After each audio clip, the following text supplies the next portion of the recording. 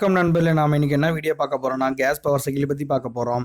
Case power சைக்கிள்னா என்னன்னா, during the power cycle the working fluid in the form of gas alone the cycle is known as gas power cycle.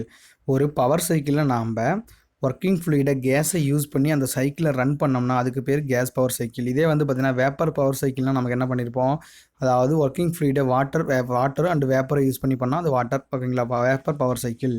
அப்போ நமக்கு என்ன cycle use பண்ணியிருப்போம், நம்ம ரேங்கின் cycle use பண்ணுறதுக்கு முன்னாடி வந்து பார்த்தீங்கன்னா கார்னாட் சைக்கிள் யூஸ் பண்ணியிருப்போம். ஏன் கார்னாட் சைக்கிள் யூஸ் பண்ணியிருப்போம், கார்னாட் சைக்கிள் நம்ம பொறுத்த வரைக்கும் according to the second law of thermodynamic, Carnot theorem state that the reversible cycle heat engine produce higher efficiency than other working between the same temperature. So that Carnot cycle to be applied for all gas power cycle to attain maximum efficiency. Carnot cycle தான் இந்த உலகத்திலேயே வந்து பார்த்திங்கன்னா efficiency அதிகம். அப்போ அது compare to other cycle. அதனால் நம்ம கேஸ் பவர் சைக்கிளுக்கும் கார்னாட் சைக்கிள் யூஸ் பண்ணலான்னு பார்த்தார்கள். இப்போ அதில் நமக்கு கார்னாட் சைக்கிளை பொறுத்த வரைக்கும் isentropic compression, isothermal heat addition, isentropic expansion, isothermal heat rejection இருக்கும். இப்போ இந்த சைக்கிளை நாம் அப்படியே வந்து இந்த கேஸ் பவர் சைக்கிளை யூஸ் பண்ண முடியுமான்னு பார்த்தா முடியாது. ஏன்னா வந்து பார்த்திங்கன்னா நமக்கு 1 kilojoule required to rise 1 degree temperature. So CP value வந்து பார்த்தீங்கன்னா நமக்கு 1.005 கிலோஜூல் பர் கேஜி கெல்வின், சிவியோட வேல்யூ வந்து பார்த்தீங்கன்னா 0.718 கிலோஜூல் பர் கேஜி கெல்வின். ஓகேங்களா, அதாவது ஸ்பெசிஃபிக் ஹீட் அந்த வேல்யூ வந்து அது எதனாலனா to implement the Carnot cycle for gas power cycle isothermal heat addition, isothermal heat rejection to be considered. அதாவது நம்ம கார்னாட் சைக்கிள் ஐசோதெர்மல் 2 ப்ராசஸ் எடுத்துக்குமா, அப்போ என்ன நடக்குன்னா இந்த கேஸ் பவர் சைக்கிள் எடுத்துக்கிறப்ப நமக்கு very difficult to because low specific heat value of working fluid ரொம்ப ரொம்ப ரொம்ப ரொம்ப நமக்கு லோ ஸ்பெசிபிக் ஹீட். அதாவது நமக்கு சிபியோட வேல்யூ 1.005யும் சிவியோட வேல்யூ 0.718 இருக்கும். அப்போ நமக்கு கேஸை பொறுத்த வரைக்கும் அதுதான். ஓகேங்களா, so that isothermal process is replaced with constant pressure process. அப்புறம் அதை நம்ம வந்து ஐசோதெர்மல் ப்ராசஸில் வந்து பார்த்திங்கன்னா கான்ஸ்டன்ட் ப்ரெஷரை வந்து ஆட் பண்ணிடுறோம். அப்போ ப்ராசஸ் வந்து மாறும், சைக்கிள் வந்து மாறும். அப்போ மாடிஃபைடு சைக்கிளுக்கு பேர் பிரேட்டன் சைக்கிள். ஓகேங்களா, மாடிஃபைடு சைக்கிளுக்கு பேர் பிரேட்டன் சைக்கிள். மோஸ்ட்லி நம்ம கேஸ் பவர் சைக்கிள் இந்த இடத்துல நம்ம என்ன யூஸ் பண்ணுவோம்னா ஏருங்கிறத மோஸ்ட்லி நம்ம யூஸ் பண்ணுவோம். ஓகேங்களா, அது என்னென்னு பார்க்கலாம் பின்னாடி. இப்போ பிரேட்டன் சைக்கிளை பொறுத்து நம்ம என்ன பண்ணியிருப்போம், கார்னாட் சைக்கிளை மாடிஃபை பண்ணியிருக்கோம். என்ன மாடிஃபை பண்ணியிருக்கோம், ஐசென்ட்ரோபிக் கம்ப்ரஷன் அப்படியே இருக்குது, இங்கே ப்ரெஷர் கான்ஸ்டன்ட் மாற்றிட்டோம். ஐசென்ட்ரோபிக் எக்ஸ்பென்ஷன் அப்படியே இருக்குது, ப்ரெஷர் கான்ஸ்டன்ட் இங்கே மாற்றிட்டோம். இந்த 2 இடத்துல நம்ம பார்த்தீங்கன்னா ஐசோ தெர்மல் இருந்து. அப்போ நமக்கு என்ன இருக்கும், ஃபஸ்ட்டு ப்ராசஸ் ஐசென்ட்ரோபிக்னா என்ட்ரோபி சேஞ்ச் ஆகுதப்போ isentropic first process isentropic compression. ரெண்டாவது ப்ராசஸ் ப்ரெஷர் கான்ஸ்டண்ட்டாக வச்சுட்டு ஹீட் அடிக்ஷன் பண்ணால் டெம்பரேச்சர் அதிகமாகும். இப்போ ஐசென்ட்ரோபிக் எக்ஸ்பேன்ஷன் பண்ணுறோம். ஓகேங்களா, டெம்பரேச்சர் குறைச்சிட்டு கடைசியாக ப்ரெஷர் கான்ஸ்டண்ட்டாக வச்சுட்டு ஹீட் ரிஜெக்ஷன் பண்ணால் டெம்பரேச்சர் குறைஞ்சி வந்துடும். ஓகேங்களா, இந்த சைட் தான் வந்து சைக்கிளிக் ப்ராசஸ் பிரேட்டன் சைக்கிள். ஓகேங்களா, இப்போ நம்ம ரேங்கின் சைக்கிளை பொறுத்த வரைக்கும் பார்த்துருப்போம். நமக்கு வந்து வாட்டரை வந்து எடுத்து பாய்லரில் பண்ணி, பாய்லர்லேருந்து வேப்பர்லேருந்து வந்து பார்த்தீங்கன்னா டர்பைனில் எக்ஸ்பென்ஷன் பண்ணி கண்டென்சரில் கூல் பண்ணியிருப்போம். இப்போ நமக்கு கேஸ் பவர் சைக்கிளை பொறுத்த வரைக்கும் ஃபஸ்ட்டு வந்து கம்ப்ரஸரில் வந்து பார்த்திங்கன்னா நம்ம கேஸை எடுத்துகிட்டு அந்த கேஸை கொண்டு போய் நாம் பாய்லரில் போட முடியாது. பாய்லர் பதில் என்ன யூஸ் பண்ணுவோம், கம்பஷன் சேம்பர் மூலியமாக நம்ம என்ன பண்ணுறோம், அந்த கேஸை ஹீட் பண்ணுறோம். கேஸை ஹீட் பண்ணி நம்ம இங்கே கம்ப்ரஷன் வந்து பார்த்திங்கன்னா isentropic compression, constant pressure heat addition, isentropic அடுத்து டர்பைனில் எக்ஸ்பேண்ட் பண்ண வைக்கிறோம். டர்பைனில் எக்ஸ்பேண்ட் பண்ணால் நமக்கு ஒர்க்கு கிடைக்கும். அப்புறம் அதுலேருந்து வெளியே வர கேஸில் வந்து ஹீட்டாக வருமா, அந்த ஹீட்டை வந்து பார்த்திங்கன்னா ஹீட் எக்ஸ்சேஞ்சர் மூலியமாக குறைக்கிறோம். ஓகேங்களா, ஹீட் எக்ஸ்சேஞ்சர் மூலியமாக குறைக்கிறோம். அது வந்து பார்த்திங்கன்னா நமக்கு என்னென்னு தெரியும், நமக்கு ப்ரெஷர் கான்ஸ்டன்ட் ஹீட் ரிஜெக்ஷன். அப்போ ஹீட் ரிஜெக்ஷன் ஆகுது. இங்கே ஹீட் ரிஜெக்ஷன்னா Q மைனஸ், ஒர்க்கு கொடுத்தோம்னா ஒர்க்கு மைனஸு, ஹீட்டு கொடுத்தா ப்ளஸ்ஸு, ஒர்க்கு நமக்கு வந்து பார்த்திங்கன்னா சிஸ்டம் கொடுத்துச்சுன்னா அது வந்து பார்த்திங்கன்னா ப்ளஸ். ஓகேங்களா, அதை ஞாபகம் வச்சுக்கிங்க, ப்ளஸ் ஆர் மைனஸ் ஞாபகம் வச்சுக்கிங்க. இப்போ ஃபஸ்ட்டு ப்ராசஸ் என்னங்க, ஃபஸ்ட்டு ப்ராசஸ் பொறுத்தவரை இருக்குது கேஸை கம்ப்ரஸ் பண்ணணும். கம்ப்ரஷன் ஐசென்ட்ரோபிக் கம்ப்ரஷன், அதாவது நமக்கு கம்ப்ரஸருக்கு இன்புட்டு, கம்ப்ரஸர்லேருந்து அவுட்புட் போகும். இது வந்து கம்ப்ரஸர் 1லேருந்து 2. ஓகேங்களா, இது H1, அப்போ இது H2. ஓகேங்களா, H1 H2. இப்போ நமக்கு ஃபஸ்ட் லா ஆஃப் தெர்மோடைனமிக் என்ன தெரியும், del Q = del W + DH. நமக்கு என்ன பண்ணுறோம், ஐசென்ட்ரோபிக். அப்போ ஐசென்ட்ரோபிக் நமக்கு என்ட்ரோபி சேஞ்ச் ஆகாது. அப்போ என்ட்ரோபி வந்து பார்த்திங்கன்னா 0. நமக்கு வந்து பார்த்திங்கன்னா என்ட்ரோபிங்கிறது நமக்கு என்ன தெரியும், del S = del Q / T. அப்போ டெல் Q 0, டெல் Q 0 ஆச்சுன்னா டெல் S 0. ஓகேங்களா, டெல் S 0 ஆச்சுன்னா நமக்கு டெல் S 0 ஆகுது. இப்போ டெல் S 0 ஆனால் டெல் Q 0, அப்போ டெல் Q 0. அப்போ நமக்கு டோ W ப்ளஸ் டிஹெச்னு இருக்கும். இந்த பக்கம் டிஹெச்சோ ஏதோ போச்சுன்னா நமக்கு டோ டபிள்யூ மைனஸ் டிஹெச்னு வரும். இப்போ நம்ம ஒர்க்கு கொடுக்குறோம், அப்போ நமக்கு ஒர்க்கும் மைனஸில் தான் இருக்கும். ஓகேங்களா, ஒர்க்கும் மைனஸில் தான் இருக்கும். அப்போ 2 மைனஸும் நமக்கு கேன்சல் ஆகி ப்ளஸில் கிடைக்கும். அப்போ நமக்கு டிஹெச்சுங்கிறது என்ன, H2 minus H2, enthalpy of 2 minus enthalpy of 1.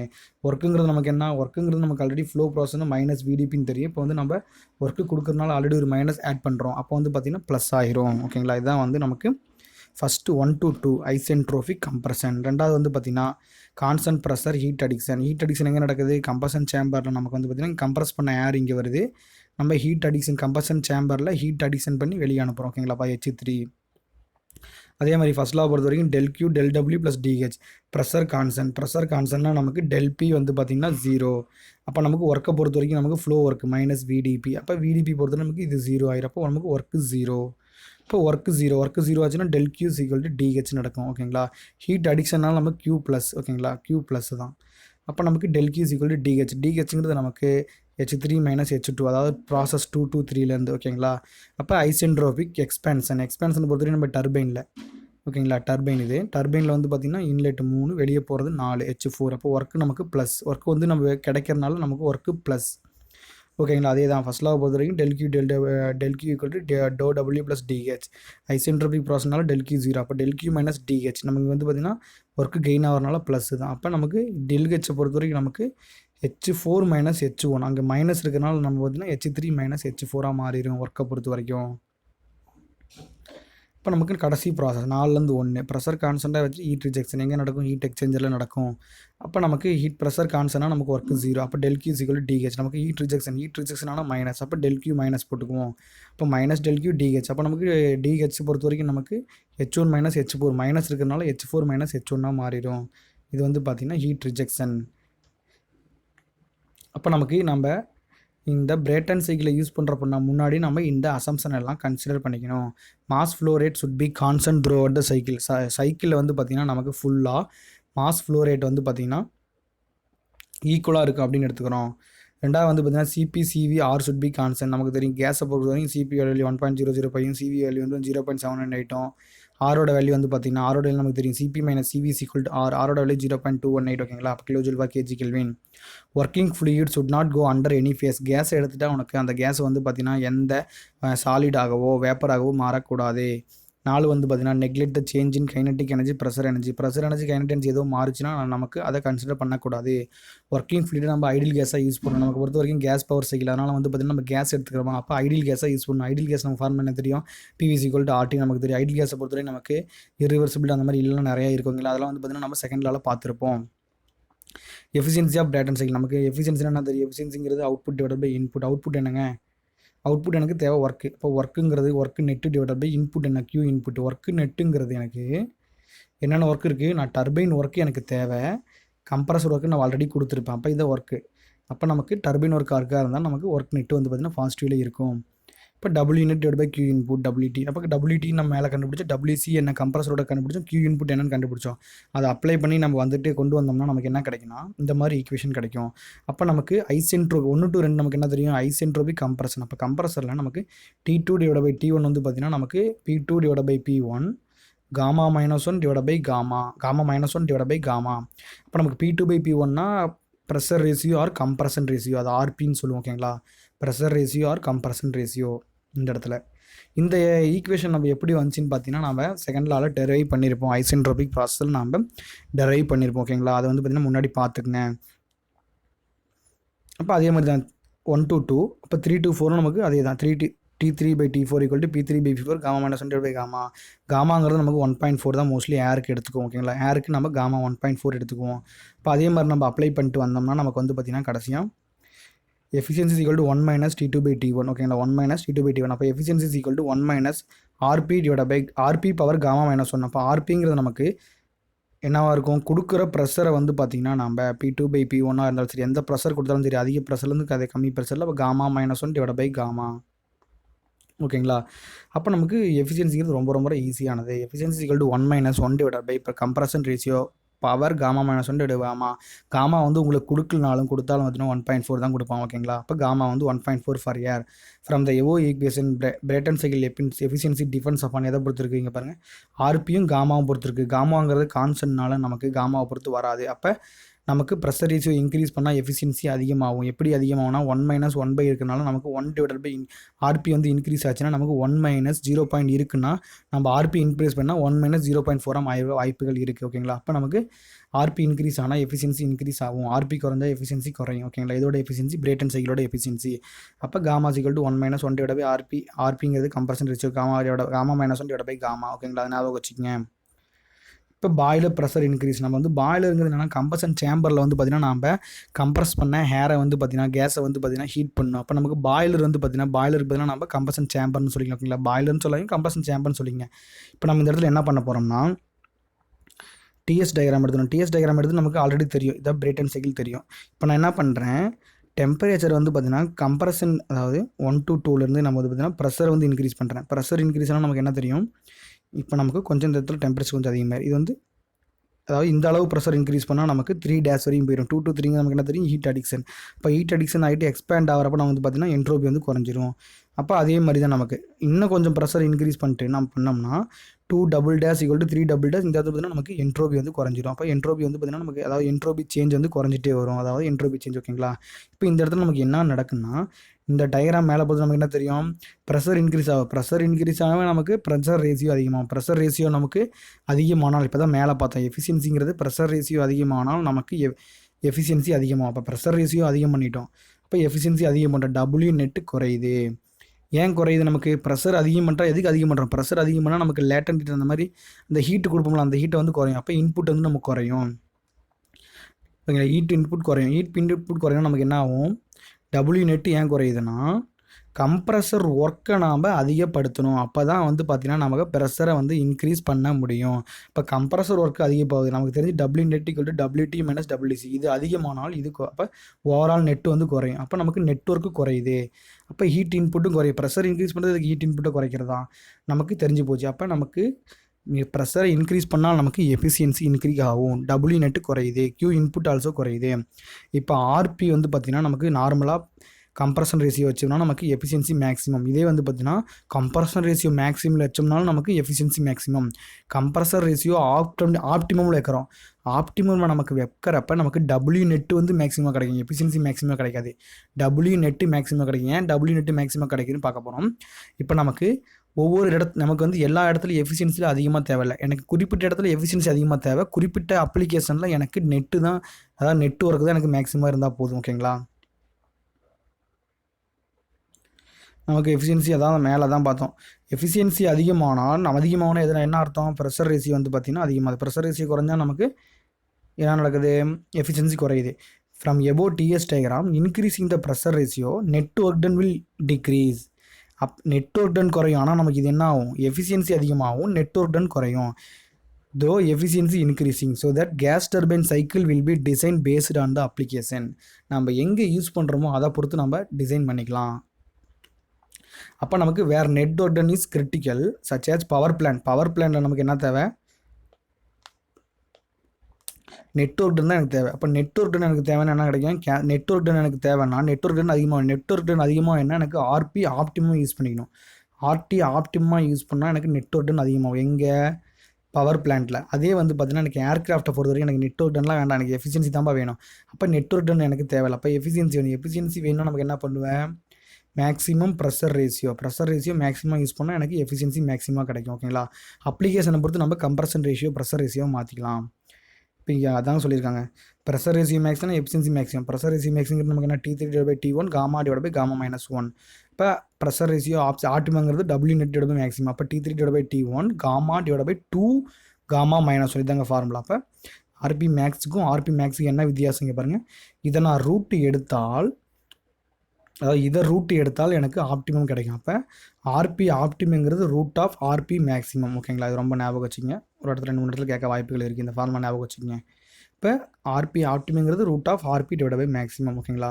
இப்போ அனாலிசிஸ் ஆஃப் பிரேட்டன் சைக்கிள், இப்போ நம்ம வந்து அதான் பிரைட்டன் சைக்கிள் முடிஞ்சுதுங்க. அப்போ அனலைசிஸ் பண்ணுவோம். அனலைஸ்னால் என்ன, ரீட் பண்ணால் என்ன நடக்கும், ரீஜென்ரேஷன் பண்ணால் என்ன நடக்கும், இன்டர் கூலிங் பண்ணால் என்ன நடக்கும் பார்க்க போகிறோம். இப்போ ரிவர்சபிள் அடிட்டிவ் ப்ராடக்ட் நமக்கு ஒர்க்கு தெரியும். Formula P1 V1 minus P2 V2 divide by gamma minus into gamma. நம்ம வந்து ஃபஸ்ட்டு லாவில் பார்த்துருப்போம். ஓகேங்களா. அப்போ கம்ப்ரஸர் ஒர்க்கு நம்ம என்ன பண்ணணும், இந்த இடத்துல கம்ப்ரஸர் ஒர்க்கு கம்மியாக கொடுத்தா தான் நமக்கு என்ன நடக்கும், அதிகமான அவுட்புட் கிடைக்க வாய்ப்புகள் இருக்குது. அப்போ கம்ப்ரஸரை பொறுத்த வரைக்கும் நமக்கு இங்கே பாருங்கள் எங்கள் ஃபார்முலா அதை டெரைவ் பண்ணது நீங்கள் வந்து பார்த்தீங்கன்னா பிடிஎஃப்ல பார்த்துக்கங்க. Gamma divide by gamma minus 1 RT1 P2 divide by P1 gamma minus 1 divide by gamma minus 1. அதாவது நமக்கு ஆர்பி மேக்ஸிமம் தெரியும், எஃபிஷியன்சி மேக்ஸிமம். அப்போ ஆர்பி ஆப்டிமங்கிறது டபிள்யூ மேக்ஸிமம் நமக்கு தெரியும். ஓகேங்களா. ஆர்பி ஆப்டிமம் வச்சோம்னா இப்போ நமக்கு கம்ப்ரஸரோட ஒர்க்கை பொறுத்த வரைக்கும் இங்கே பாருங்கள், இந்த ஃபார்முலாவில் டெம்பரேச்சர் காமா இருக்குது. ஓகேங்களா. ப்ரெஷர் ரேஷியோ இருக்குது. அப்போ நமக்கு இங்கே என்ன நடக்குது, டெம்பரேச்சர் இன்க்ரீஸ் பண்ணால் நமக்கு கம்ப்ரஸர் ஒர்க்கு வந்து பார்த்திங்கன்னா இன்க்ரீஸ் ஆகுது. டெம்பரேச்சரை குறைச்சோம்னா நமக்கு கம்ப்ரஸர் ஒர்க்கு வந்து பார்த்திங்கன்னா குறையுது. இப்போ டெம்பரேச்சருங்கிறது ஒரு இது. ஆனால் நமக்கு என்ன நடக்கும்னா, from the above equation compressor work depends upon ambient temperature and pressure ratio. ஓகேங்களா. இப்போ ப்ரெஷர் ரேஷியோ இன்க்ரீஸ் பண்ணால் மேக்ஸிமம் பண்ணால் நமக்கு டபிள்யூ நெட்டு வந்து பார்த்திங்கன்னா கம்மியாக கிடைக்கும். அதே ஆர்பி வந்து ஆப்டிமமாக வச்சோம்னா நமக்கு டபிள்யூ மேக்ஸிமம் கிடைக்குமா. இப்போ ஆர்பியை பொறுத்து எனக்கு ஒர்க்கு மாறுது. அப்போ நம்ம வந்து பார்த்திங்கன்னா pressure ratio will be selected based on the application. So that compressor work requirement directly proportional to inlet temperature. ஓகேங்களா. ஏன்னா நம்ம மேலேயே பார்த்துட்டோம், ப்ரெஷர் ரேஷியோ வந்து பார்த்தீங்கன்னா நான் எந்த அப்ளிகேஷனுக்கு வேணுமோ அந்த அப்ளிகேஷனுக்கு மாற்றிக்கலாம். அப்போ நமக்கு கம்ப்ரஸர் ஒர்க்கு டெம்பரேச்சரை பொறுத்து அமையுது அப்படின்னு சொல்லி பார்த்துருக்கோம்.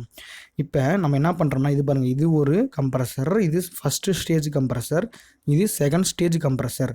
அதற்கு இடையில ஒரு இன்டர் கூலர் நான் யூஸ் பண்ணிக்கிறேன். இப்போ நமக்கு பார்த்திங்கன்னா கம்ப்ரஸர் ஒர்க்குங்கிறது first stage work plus second stage work. நான் என்ன பண்ணுறேன், எனக்கு கம்ப்ரஸர் ஒர்க்கை குறைச்சேன்னா எனக்கு நெட்டோட ஒர்க்கு அதிகமாகும், நெட்ஒர்க் அதிகமாகுமா. இப்போ நம்ம ஏரை கொடுத்து ஃபஸ்ட்டு ஸ்டேஜில் வந்து பார்த்திங்கன்னா நான் வந்து கம்ப்ரஸ் பண்ணி ஃபஸ்ட்டில் வந்து பார்த்திங்கன்னா கம்ப்ரஸ் பண்ணிடுறேன். திரும்ப அந்த ஏரை எடுத்து இன்டர்கூலர் வழியாக போயிட்டு ஃபஸ்ட் ஸ்டேஜில் நம்ம கம்ப்ரஸ் பண்ணுறப்ப என்ன நடக்கும், டெம்பரேச்சர் அதிகமாக நடக்குமா. அப்போ செகண்ட் ஸ்டேஜில் வந்து பார்த்திங்கன்னா நம்ம இன்டர்கூலர் யூஸ் பண்ணி திரும்ப கம்ப்ரஸ் பண்ணிடுறேன். அப்போ டெம்பரேச்சரை குறைச்சிட்டு நான் பண்ணுறப்ப எனக்கு WC குறையும். ஏன்னா இன்லெட் டெம்பரேச்சர் பொறுத்து தான் நம்ம சொல்லியிருக்கோம். ஓகேங்களா. அப்போ இன்டர்கூலர் யூஸ் பண்ணோம், இன்டர்கூலர் யூஸ் பண்ணால் டெம்பரேச்சர் குறையுது. அப்போ நமக்கு எஃபிஷியன்சியில் எப்படி இருக்குன்னு பார்க்க போகிறோம். ஓகேங்களா. First stage second stage. ஓகேங்களா. இப்போ இந்த இடத்துல பாருங்களேன், இது நமக்கு தெரியும் நார்மல் டிஎஸ் டயக்ராம். நம்ம என்ன பண்ணுறோம், இப்போ ஃபஸ்ட்டு ப்ராசஸில் டெம்பரேச்சரை குறைக்கிறோம். அதாவது ஃபஸ்ட்டு ஸ்டேஜில் நம்ம அப்படியே விட்டுட்டு செகண்ட் ஸ்டேஜில் ஃபஸ்ட் ஸ்டேஜ் முடிஞ்சிட்டு அங்கே வெளியே வர கேஸை வந்து பார்த்திங்கன்னா திரும்ப எடுத்து நான் டெம்பரேச்சர் கம்மியாக, அதாவது பாதியில் இங்கே எடுத்து டெம்பரேச்சர் கம்மியாக பண்ணிடுறேன். அதாவது ஃபஸ்ட்டை விட செகண்டு டெம்பரேச்சர் கம்மி. இப்போ டெம்பரேச்சர் கம்மியாக வந்து கம்ப்ரஸ் பண்ணிவிட்டு செகண்ட் 2 to 3 அப்புறம் ஹீட் அடிக்ஷனுக்கு போகும். ஓகேங்களா. இப்போ நமக்கு என்ன ஆகுது, இந்த இடத்துல என்ட்ரோபி கியூ ரிஜெக்ஷன் வந்து பார்த்திங்கன்னா நமக்கு என்ட்ரோபி, அதாவது இந்த ஏரியா வந்து பார்த்திங்கன்னா டிஎஸ் டயக்ராமில் இந்த ஏரியாங்க நம்ம கியூ ரிஜெக்ஷன் தெரியும். அப்போ இந்த கியூ ரிஜெக்ஷன் நமக்கு என்ன ஆகுது, கியூ ரிஜெக்ஷன் இன்க்ரீஸ் ஆகுது. அப்போ என்ன நடக்கும், நமக்கு ambient temperature is also not possible to control. இப்போ நம்ம என்ன பண்ணோம், நாம் கம்ப்ரஸர் ஒர்க்கை கண்ட்ரோல் பண்ணோம்னா நாம் என்ன பண்ணியிருந்தோம், நம்ம கண்ட்ரோல் பண்ணால் நாம் கம்ப்ரஸர் ஒர்க்கை மாற்றலாம்னு சொல்லியிருந்தோமா. ஆனால் ஆம்பியன்ட் டெம்பரேச்சர் நம்மளால் கண்ட்ரோல் பண்ண முடியாது. அதனால் என்ன பண்ணாங்க, மேலே டயக்ராமில் பார்த்தோம்னா இன்னொரு இன்டர் கூலர் யூஸ் பண்ணி டெம்பரேச்சரை கம்பேர் பண்ணியிருக்காங்க. அதனால் multi stage compression process with intercooler to be consider the minimise the compressor work requirement. ஓகேங்களா. மேலே வந்து இன்டர்கூலர் பார்த்தோம்ல, அதான் அதுக்கு தான் யூஸ் பண்ணியிருக்காங்க. இப்போ during the process air will be taken from the ambient and compressed partially. ஃபுல்லாக கம்ப்ரஸ் பண்ண மாட்டாங்க, பார்சியலாக கம்பேர்ட் பண்ணி ஃபஸ்ட் ஸ்டேஜில் வச்சுக்குவாங்க. ரெண்டாவது என்ன பண்ணுறாங்க, வில் ஃப்ளோ தூர இன்டர்கூலர் வழியாக போயிட்டு அதோட டெம்பரேச்சர் ரெடியூஸ் பண்ணிட்டு ரெண்டாவது வந்து பார்த்திங்கன்னா செகண்ட் ஸ்டேஜுக்கு வந்து பார்த்திங்கன்னா நம்ம work required for second stage வந்து குறைஞ்சிரும். ஓகேங்களா. ஏன்னா டெம்பரேச்சர் குறைச்சிட்டோம்ல, டெம்பரேச்சர் குறைச்சா நமக்கு என்ன நடக்கும், கம்ப்ரஸரில் ஒர்க் வந்து பார்த்திங்கன்னா குறையும். ஸோ டோட்டல் ஒர்க் வந்து பார்த்திங்கன்னா நமக்கு செகண்ட் ஸ்டேஜ்லேருந்து பார்த்திங்கன்னா ரொம்ப கம்மியாயிரும். அப்போ நமக்கு இந்த இடத்துல என்ன பண்ணுறோன்னா 2 டைம் வந்து பார்த்திங்கன்னா என்ன பண்ணுறோம், ஃபஸ்ட்டு எடுத்துனா நமக்கு ஹீட் இன்புட் எங்கே கொடுக்குறோம், கம்பஷன் சேம்பரில் நமக்கு வந்து பார்த்திங்கன்னா கூல் பண்ணிட்டோமா இன்டர்கூலரில். அப்போ நமக்கு ஹீட் இன்புட் அதிகமாக கொடுத்துக்கணும். ஹீட் ரிஜெக்ஷன் என்ன ஆகும், நமக்கு ஏரியா அதிகமாகறதுனால டிஎஸ் டயக்ராம் ஏரியா அதிகமாகனால ஹீட் ரிஜெக்ஷன் அதிகமாகும். கம்ப்ரஸரோட ஒர்க்கை குறைச்சிட்டோம், ஆனால் கம்ப்ரஸர் ஒர்க்கை நம்ம குறைச்சிட்டோம். ஆனால் எஃபிஷியன்சி என்ன ஆகும், நமக்கு எஃபிஷியன்சி வந்து பார்த்திங்கன்னா மார்ஜினலாக குறையிரும். அப்போ இன்டர்கூலிங்கை பொறுத்த வரைக்கும் எஃபிஷியன்சி குறையுது. ஆனால் நம்ம ரேங்கின் சைக்கிளில் எங்கேயுமே எஃபிஷியன்சி குறைஞ்சிருக்காது, இங்கே இன்டர்கூலிங் நமக்கு எஃபிஷியன்சி குறையுது. அப்போ நமக்கு இந்த இடத்துல கம்ப்ரஸர் ஒர்க்கு குறையுது, WT அதாவது டர்பைனோட ஒர்க்கு சேமாக தான் இருக்கும். இப்போ W நெட் அதிகமாகுது. ஏன் W நெட் அதிகமாகுதுன்னா WCயோட குறையுது. ஓகேங்களா. அப்போ W turbine equal to W நெட்டா. அப்போ நமக்கு இது குறைஞ்சால் மொத்தம் ஓவரால் இன்க்ரீஸ் ஆகும். ஓகேங்களா. அப்போ நமக்கு எஃபிஷியன்சி கொஞ்சம் குறையுது, ரிஜெக்ஷன் ஹீட் ரிஜெக்ஷன் அதிகமாகுது, டபிள்யூ நெட் அதிகமாகுது, டபிள்யூசி வந்து பார்த்திங்கன்னா நமக்கு குறையுது. ஓகேங்களா, அது ஞாபகம் வச்சுங்க. அதாவது இன்டர் கூலிங் அப்போ, ஓகேங்களா, பர்ஃபெக்ட் இன்டர் கூலிங். ஓகேங்களா, இப்போ வந்து பார்த்திங்கன்னா ஆர்பி ஸ்டேஜ், அதாவது ஸ்டேஜுங்கிறது நமக்கு என்ன, கம்ப்ரஷன் ஸ்டேஜுங்கிறது ஃபஸ்ட்டு ஸ்டேஜ் ஆஃப் கம்ப்ரஷன், ரெண்டாவது ஸ்டேஜ் ஆஃப் கம்ப்ரஷன். ரெண்டு ஸ்டேஜ்லேயும் கம்ப்ரஷன் பண்ணுறப்ப நீங்கள் சேமாக பண்ணணும். அப்போ நாங்கள் ஃபஸ்ட்டில் 5 பார் பண்ணிட்டேன், திரும்ப ரெண்டாவது நீங்கள் 5 பார் தான் பண்ணணும். Inlet temperature of all stage should be same, inlet temperature all be same. ஓகேங்களா, இன்லெட் வந்து சேமாக தான் இருக்கணும். அப்போ நம்ம அப்படி வச்சு நம்ம டெரைவ் பண்ணால் நமக்கு ப்ரெஷர் ரேஷியோ ஃபார் ஸ்டேஜ், அதாவது ரெண்டு ஸ்டேஜுக்கு வந்து பார்த்திங்கன்னா ரூட் ஆஃப் P2 / P1 கிடைக்கும். அப்போ நான் பல ஸ்டேஜ் மல்டி ஸ்டேஜ் பண்ணேன்னா RP / stage root of NP2 / P1. ரெண்டு ஸ்டேஜ்னா ஸ்கொயர் ரூட்டு, n ஸ்டேஜ்னா n ரூட். ஓகேங்களா, இப்போ என்னங்கிறது நம்பர் ஆஃப் ஸ்டேஜ். ஓகேங்களா, இப்போ அது வந்து பார்த்திங்கன்னா நமக்கு RP பொறுத்த வரைக்கும். இப்போ ரீஹீட் பண்ணுறோம்.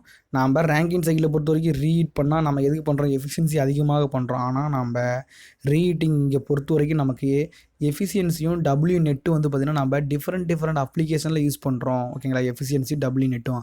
அப்போ நான் ரீஹீட் பண்ணால் எனக்கு எஃபிஷியன்சி குறையும். ரொம்ப முக்கியமானது, ரீஹீட் பண்ணால் எஃபிஷியன்சி குறையுது.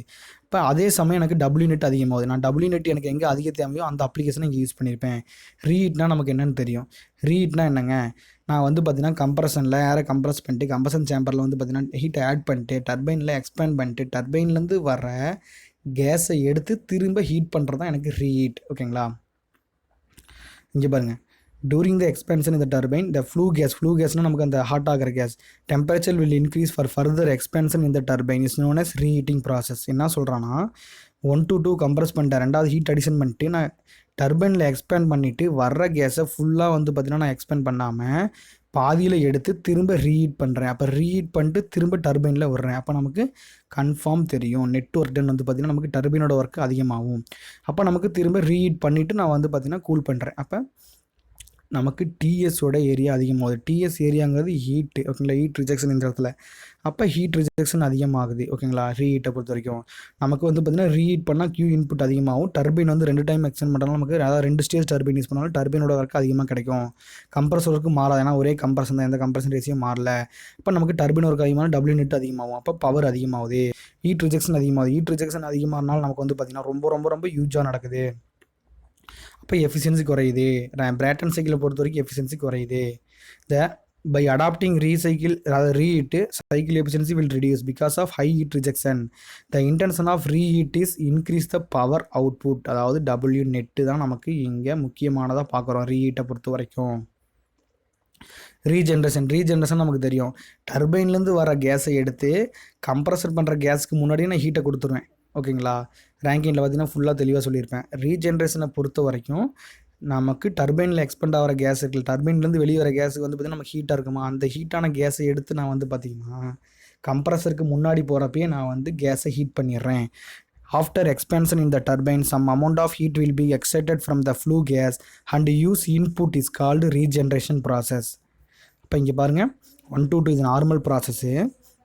நமக்கு என்ன பண்ணுறேன், இங்கேருந்து அதாவது 3 to 4லேருந்து எடுக்கிறத நான் வந்து பார்த்திங்கன்னா டெம்பரேச்சர் வந்து இங்கே கம்ப்ரஷன் ஆனதுக்கு நான் ஹீட்டை கொடுத்துறேன். ஹீட் அடிக்ஷன் இருக்குல்ல, ஹீட் அடிக்ஷன் முன்னாடியே நான் ஹீட்டை ஆட் பண்ணி கொடுக்குறேன். அப்போ ஹீட் ஆட் பண்ணால் நமக்கு என்ன ஆகும், ஹீட் இன்புட் குறையும்.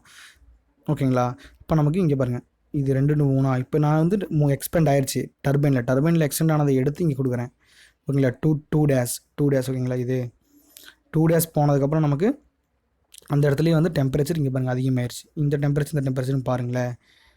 அப்போ நமக்கு டெம்பரேச்சர் 4 greater than டெம்பரேச்சர் 2. இங்கே பாருங்கள், இது வந்து டெம்பரேச்சர் 2, டெம்பரேச்சர் 4 அதிகம். ஏன்னா வந்து கம்ப்ரஷன் பண்ணிவிட்டு நம்ம ஹீட் அடிஷன் பண்ணிவிட்டு எக்ஸ்பெண்ட் பண்ணுறோம். அப்போ T2 less than T4. அப்போ நமக்கு T4 தான் இந்த இடத்துல அதிகம். இந்த மாதிரி தான் டயக்ராம் நீங்கள் போடணும். அப்போ 2 dash. அப்போ 2 dash வந்து பார்த்திங்கன்னா இங்கே T4லேருந்து நம்ம 2ஓட அதிகமாக தான் இருக்கும். ஏன்னா கம்ப்ரஷன் பண்ணதை விட நமக்கு ஹீட் வந்து இங்கே அதிகமாக இருக்கும். அப்போ நமக்கு ஹீட் அதிகமானால் நம்ம ஹீட் புட் கம்மியாக கொடுத்தா போதும். இப்போ ரீஜென்ரேஷன் எங்கே நடக்குன்னா, ரீஜென்ரேஷன் டேக்ஸ் பிளேஸ் இன் ரீஜெனரேட்டர்னு ஒன்று இருக்குது. இந்த ரீஜெனரேட்டருங்கிறது என்னென்னா heat exchanger where the heat transfer takes place from the flue gas to compressed air. அப்போ நான் வந்து பாருங்கள், T4 டெம்பரேச்சரில் இருக்கிற நான் வந்து கேஸை உள்ளே அனுப்பிட்டு இல்லைங்களா, அதுலேருந்து ஹீட்டை எடுத்து T2 இருக்கிற கேஸை நான் உள்ளே அனுப்புனேன்னா எனக்கு T dash கிடைக்கும். அப்போ இதுலேருந்து ஹீட்டு கேரி ஆகிக்கும். T4லேருந்து ஹீட்டு T2 கேரி T2 டேஸாக மாறிடும். அப்போ T4 ஈக்குவல் டு T2 டேஸாக இந்த இடத்துல இருக்கும். இப்போ எஃபெக்டிவ்னஸ்ன்னு பண்ணுறோம். எஃபெக்டிவ்னஸை பொறுத்த வரைக்கும் நம்ம 2-3 இடத்துல பார்த்துருப்போம். எஃபெக்டிவ்னஸ் வந்து பார்த்திங்கன்னா நம்ம எங்கே பார்த்துருப்போம் இதுக்கு முன்னாடி வந்து பார்த்திங்கன்னா நம்ம போன ப்ராப்பர்ட்டி ஆஃப் பியூர் சப்ஸ்டன்ஸில் ஒரு எஃபெக்டிவ்னஸ் பார்த்துருப்போம். அப்புறம் வந்து பார்த்திங்கன்னா நம்ம அதுக்கு முன்னாடி எஃப்எம்மில் ஒரு எஃபெக்டிவ்னஸ் பார்த்துருப்போம். ஓகேங்களா, இப்போ 3வது எஃபெக்டிவ்னஸ் பார்த்துருவோம். எஃபெக்டிவ்னஸை பொறுத்தவரைக்கும் நமக்கு actual heat transfer divide by maximum heat transfer. அப்போ நமக்கு ஆக்சுவல் ஹீட் ட்ரான்ஸ்ஃபர் என்ன? இப்போ நீங்கள் ஃபார்முலா அப்ளை பண்ணால் அதாவது MCP T2 dash minus T2 dash divide by MCP T4 2 dash. Maximum heat transfer நமக்கு என்ன? இங்கே T4 இருந்துச்சா, அப்போ இங்கே T2 இருந்துச்சா, அது மேக்ஸிமம் ஹீட் ட்ரான்ஸ்ஃபரா? இப்போ ஆக்சுவல் ஹீட் ட்ரான்ஸ்ஃபர் இங்கே பாருங்கள் நமக்கு T2லேருந்து T2 டேஷ்க்கு மாறுது. ஓகேங்களா, அப்போ நமக்கு 2 டிவைட் பண்ணால் எஃபெக்டிவ்னஸ் 1 கிடைக்கும். ஓகேங்களா, அதாவது இந்த ப்ராசஸ் பொறுத்தவரைக்கும் நமக்கு எஃபெக்டிவ்னஸ் 1. இப்போ எஃபெக்டிவ்னஸ் 1 பொறுத்து நமக்கு என்ன பண்ணுறோம்? இங்கே ரீஜென்ரேட் பண்ணுறோம். ரீஜென்ரேட் நமக்கு என்ன பண்ணுறோம்? டர்பைன்லேருந்து வர கேஸை எடுத்து நம்ம கம்ப்ரஷன் ஆனதுக்கப்புறம் ஹீட்டை ஆட் பண்ணி விட்றோம். அப்போ இன்புட் குறையும். டர்பைனோட இருக்கிற மாறாது. WC மாறாது. W மாறாது. எஃபிஷியன்சி அதிகமாகும். ஏன் எஃபிஷியன்சி அதிகமாகுதுன்னு பார்த்துக்குங்க. நீங்கள் டயக்ராம் பார்த்தீங்கன்னா உங்களுக்கு தெரியும். ஏன்னா வந்து பார்த்தீங்கன்னா ரீஜென்ரேட் பண்ணலாம் எனக்கு எஃபிஷியன்சி அதிகமாகிடும். ஓகேங்களா, இப்போ நமக்கு எல்லாமே சேம். இதுவும் சேம்னா W நெட்டு வந்து பார்த்திங்கன்னா நமக்கு சேம். W net same. இந்த இடத்துல என்ன நடக்கும்? கடைசியாக ஹீட் இன்புட் வந்து நமக்கு குறையுது. நமக்கு எஃபிஷியன்சிங்கிறது நமக்கு தெரியும். W net same divide by input குறைஞ்சிது. இது குறைஞ்சா நமக்கு எஃபிஷியன்சி என்னங்க ஆகும்? அதிகரிக்குங்க. இது சேமாக இருக்குங்க. அப்போ இது குறைஞ்சா இது அதிகமாகும். அப்போ எஃபிஷியன்சி அதிகமாகுது. ரீஜென்ரேஷனை பொறுத்தவரைக்கும் நம்ம எஃபிஷியன்சி அதிகமாகுது. ரீஹீட்டை பொறுத்தவரைக்கும் நமக்கு எஃபிஷியன்சி குறையுது. W நெட்டு அதிகமாகுது. ஓகேங்களா, அவ்வளோதாங்க. இப்போ வந்து பார்த்திங்கன்னா வேப்பர் ஷவர் சைக்கிளும் கேஸ் பவர் சைக்கிளும் பார்ப்போம். வேப்பர் ஷவர் சைக்கிள் நம்ம எடுத்துட்டோம்னா நமக்கு எஃபிஷியன்சி 42% இருக்குங்க. அப்ராக்சிமேட்டாக தான் சொல்கிறேன். அதே கேஸ் பவர் சைக்கிள் எடுத்தோம்னா நமக்கு 38% தான் இருக்கும். ரொம்ப ரொம்ப முக்கியமாக ஞாபகம் வச்சுக்கோங்க. வேப்பர் பவர் சைக்கிளை பொறுத்தவரைக்கும் நமக்கு 42% அப்ராக்சிமேட்டாக இருக்கலாம். கேஸ் பவர் சைக்கிளை பொறுத்தவரைக்கும் நமக்கு அப்ராக்சிமேட்லி 38% இருக்கலாம். ஏன்னா ஸ்பெசிஃபிக் வால்யூம் வந்து பார்த்திங்கன்னா நமக்கு ஒர்க் வந்து ஒரு ஸ்பெசிஃபிக் வேல்யூங்கிறது நமக்கு என்ன? கேஸை வந்து பார்த்திங்கன்னா கம்ப்ரஸ் கம்ப்ரஸ் ஆகிட்டே தான் இருக்கும். அப்போ நமக்கு ஒர்க் அதிகமாச்சுன்னா நமக்கு இந்த இடத்துல வந்து பார்த்திங்கன்னா எஃபிஷியன்சி வந்து நமக்கு குறையும். ஓகேங்களா, எந்த ஒர்க் அதிகம்? நமக்கு கம்ப்ரஸர் ஒர்க் அதிகம். டோட்டல் ஒர்க் அதிகம் இல்லைங்க, கம்ப்ரஸர் ஒர்க் அதிகம். அப்போ W நெட்வொர்க் வந்து குறையும். அதனால் நமக்கு வந்து பார்த்திங்கன்னா கேஸ் பவர் சைக்கிளோட எஃபிஷியன்சி 38%. அப்போ ரேங்கின் பவர் சைக்கிள் தான் வந்து பார்த்திங்கன்னா high efficiency than the gas, அதாவது பிரேட்டன் சைக்கிள். இப்போ efficiency of vapour cycle greater than the efficiency of the gas power cycle. Efficiency of the vapour cycle greater than the gas power cycle. ஓகேங்களா, ரொம்ப ரொம்ப important, ஞாபகம் வச்சுங்க. இந்த மாதிரி question கேட்பான். இப்போ ஃபஸ்ட்டு வந்து ஸ்டம்மு பாருங்களேன். Consider street age reciprocating air compressor. நான் 3 ஸ்டேஜ். அப்போ n = 3 with perfect intercooling. The inlet pressure and outlet pressure 1 bar. அப்போ pressure ratio 9. Respectively inlet temperature வந்து பார்த்தீங்கன்னா 27 டிகிரி செல்சியஸ். காமா நமக்கு 1 தெரியும். அப்போங்களா யாருக்கு? Find the outlet pressure ratio, அதாவது out pressure ratio of each stage. ஒவ்வொரு ஸ்டேஜ்லையும் நமக்கு ப்ரெஷர் ரேஷியோ எவ்வளோ நடக்குதுன்னு பார்க்க போகிறோம். இப்போ P1 1 bar ஆகும், P2 9 bar ஆகும், N வந்து 3. நமக்கு RP ஸ்டேஜை பொறுத்த வரைக்கும் N√P2/P1.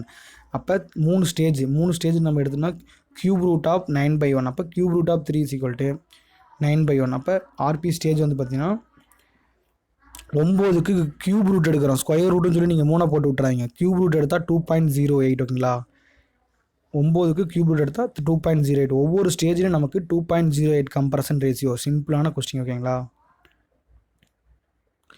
இப்போ வந்து பார்த்தீங்கன்னா இந்த கொஸ்டின் 2019 கேட்டிருக்கான். ஒன்றும் இல்லைங்க பாருங்களேன்.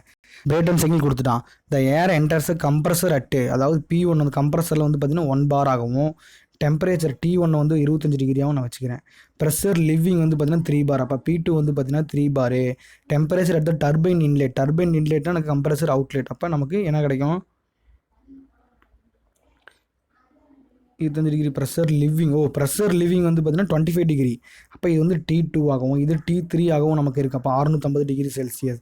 Determine the percentage of air cycle efficiency. அப்போ மாஸ் ஃப்ளோ ரேட்டு 1 kg. அப்போ அது கன்சிடர் பண்ண வேண்டாம். சைக்கிள் எஃபிஷியன்சி நமக்கு பிரேட்டன் சைக்கிள் எஃபிஷியன்சி பொறுத்து நமக்கு என்ன தெரியும்?